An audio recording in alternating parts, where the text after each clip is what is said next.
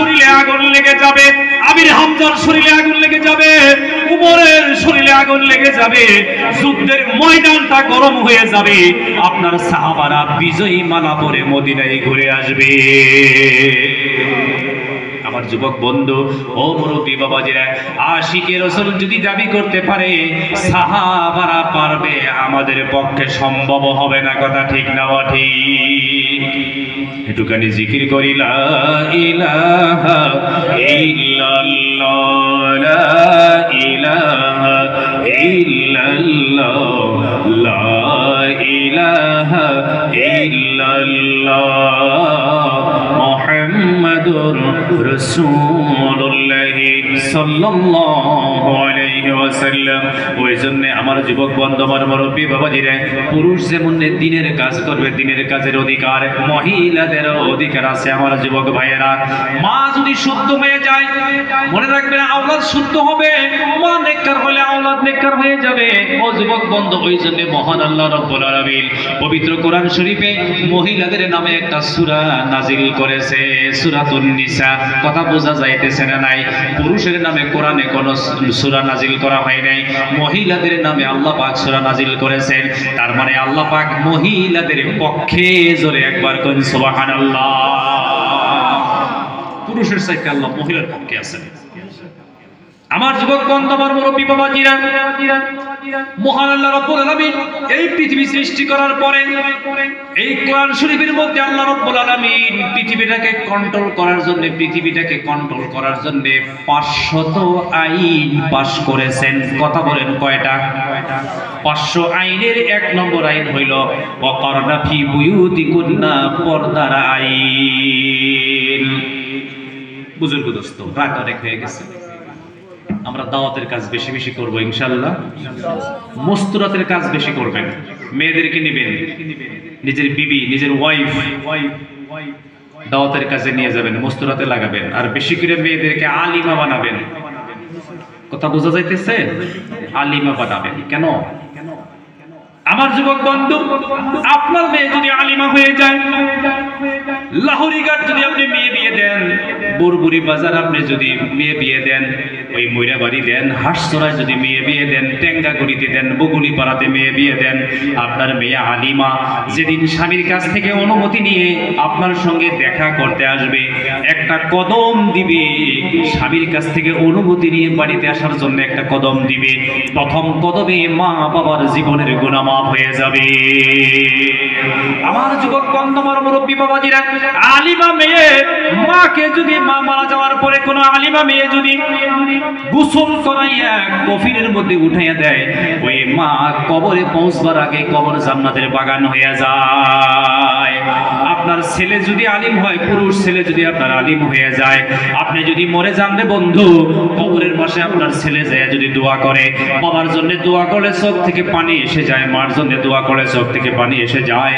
আপনার ছেলে যদি আপনার কবরের পাশে যায় দোয়া করে, ছেলের চোখ থেকে পানি ঝরে, নাকের আগায় পানি আসবার আগে আগে আপনি বাবার কবর জান্নাতের বাগান হয়ে যাবে।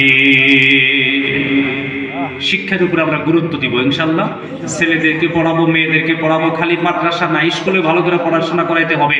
আমাদের ছেলেরা এমএসসি, বিএসসি, এমএড, বিএড, বিটি, পিএইচডি ইত্যাদি ইত্যাদি বড় বড়, আমাদের ছেলেরা আপনারা আইএএস, আইপিএস বড় বড় অফিসার হতে হবে। শিক্ষার দরকার, শিক্ষার প্রতি আমরা গুরুত্ব দিব ইনশাআল্লাহ। আল্লাহ তৌফিক দান করুক। আমি আর সময় নেই, রাত হয়ে গেছে। আমার তো স্বামী নাই, আমার স্বামী আগেই শহীদ হয়ে গেছে। তুই যদি আজকে বড় হইতি, কালকে তোরে যুদ্ধে পাঠাইয়া কিয়ামতের মাঠে আমি শহীদের মা হইয়া দাঁড়াইতাম। ওই জন্য কান্দি।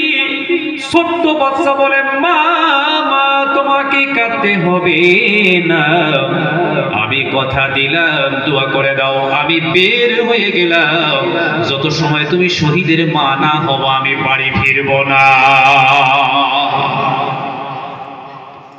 মা চোখ থেকে দরদর করে পানি পড়ে, বাচ্চার হাতে আঙ্গুল ধরে বলতেছে, বাবা তুই কি যাবি? বলে জি যাব।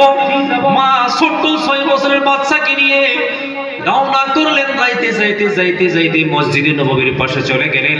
সেখানে গিয়ে দেখেন সাহাবারা কাতার বন্দি করতেছে, লাইন ধরে ধরে নাম লিখতেছে, কে কে যুদ্ধে যাবে। ওই পুরুষের লাইনে এই মহিলাও দাঁড়িয়ে গেছে। বাকি সাহাবারা বলে মা তুমি কেন, মহিলা মানুষ তো যুদ্ধে নিবে না, তুমি কেন এখানে দাঁড়াইলা? মহিলা বলতেছে ও আল্লাহর নবীর সাহাবারা গো, আমি যাব না আমি জানি মহিলারা যুদ্ধে যাইতে পারে না, আমিও জানি আমি যাব না, আমি রাসূলের সাথে দুইটা কথা বলবো।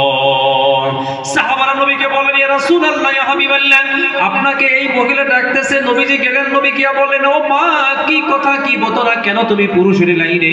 বলি ইয়া রাসূলুল্লাহ ইয়া হাবিবাল্লাহ, আমি যুদ্ধে যাব না নবী গো, আপনার কাছে আমার একটা দরখাস্ত, আমার এই ছোট্ট শিশুটাকে আপনি যুদ্ধের ময়দানে নিয়ে যান।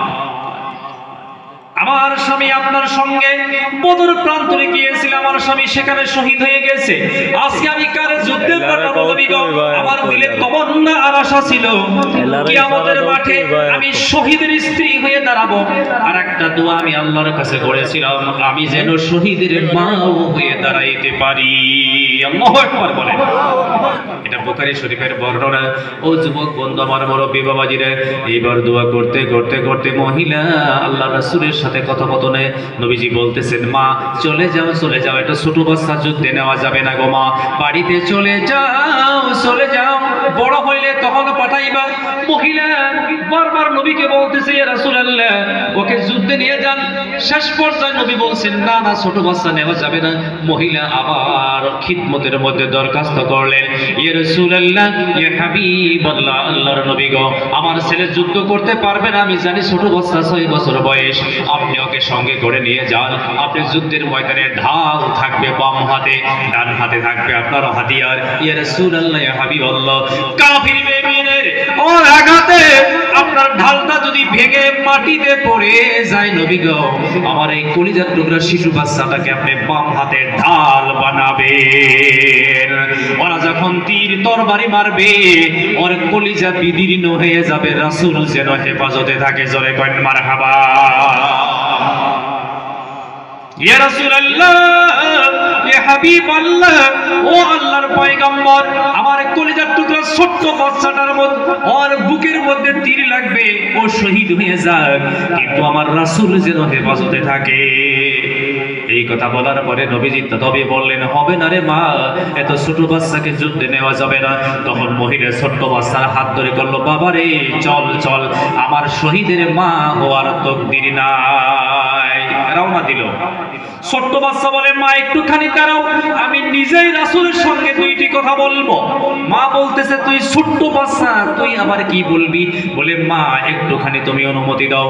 এবার মার কথায় মার অনুমতিতে ছোট্ট বাচ্চা নবীদের সামনে গিয়ে বলে ইয়া রাসূলুল্লাহ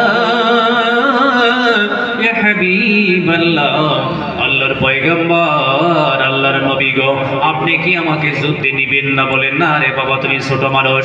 বলে ইয়া রাসূলুল্লাহ আপনি আমাকে অনুমতি দেন, যুদ্ধের ময়দানে যাওয়ার পরে আপনার যোদ্ধা আমির হামজাকে পিছনে রাখবেন, ওমর ফারুককে পিছনে রাখবেন, আলীকে পিছনে রাখবেন, আমাকে আগে দিবেন। বলে কেন রে বাবা, কেন? বলে আমি আমার বাড়িতে দেখেছি, গ্রামগঞ্জে দেখেছি, যখন রান্না বাড়া করে চুলার মধ্যে যখন আগুন লাগায় ছোট্ট খড়ির মধ্যে আগে আগুন দেয়, এরপরে ওই আগুন দিয়ে বড় খড়িগুলোর মধ্যে আগুন ধরে যায়। ইয়া রাসূলুল্লাহ ইয়া হাবিবাল্লাহ, ও আল্লাহর পয়গম্বর, আল্লাহর নবী গো, আপনি যুদ্ধের ময়দানে যাওয়ার পরে আপনারা আলীকে পিছনে রাখবেন, ওমরকে পিছনে রাখবেন, আমির হামজাকে পিছনে রেখে দিবেন, আমাকে আগে দিবেন। কাফের বেদেনের আমি ছোট্ট বাচ্চাকে যেমনি তরবারি মারবে আমার শরীর থেকে খুন প্রবাহিত হয়ে যাবে, আমার